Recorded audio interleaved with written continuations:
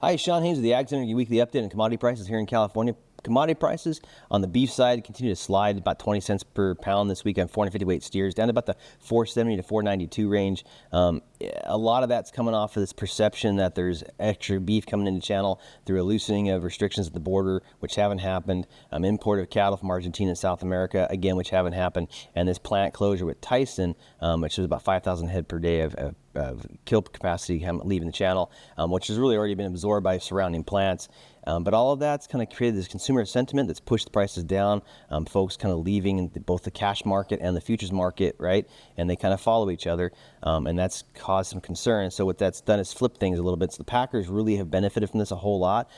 They were losing about $150, $200 per head, and now have kind of flipped over to the point where they're making some money per head processed now. And then feedlots margins, which had run about $200, $250 per head on average past few weeks, have kind of flipped now to break even into a slight loss of $16 per head as these prices have come down relative to the calf price that they started with in the beginning, which was high.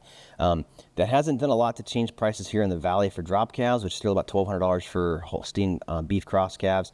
Holstein bull calves still at $600, and Jersey beef cross at $650. That may change with the sale this week on December 10th at Overland, which sells a lot of video sales of these 450 weight cattle, and usually sets the market for the following week and months until the next sale happens. So we'll have to go watch to see what happens. That's also been pushing down cull prices, both from the beef price drop as well as the drop in milk price, which is making these cows get cut out of the herd a little earlier. And we're seeing those prices down about the 140 to 148 range, which have been trading at about 168 for high yielding Holsteins. No real data yet on any breeding animals on the beef side. Looking for some sales. Those really haven't happened out here in the West because of the holiday season, but we'll see those kind of ramp back up again. Milk prices came off their slide a little bit, popped back up about 25 cents. We're in the back. We had been running about 14.20 range average for 6 months. Now we're back up to the 14.60 range average for the next 6 months. Still a lot of concern with Europe bringing on a lot of volume, which is causing the butter markets to fall apart, which we need to stay at a discount to maintain the export volumes we've been seeing. That's been helping keep our increased butter supplies moving. And then cheese, same story. EU market cheese is down below what we sell it for. We're chasing that, along the fact that we also have a lot of cheese coming into market with processing capacity. A lot's going to be determined by this next production report, the next couple of weeks it comes out for November production. And then also just what we see for year-over-year export volumes as they kind of slow down.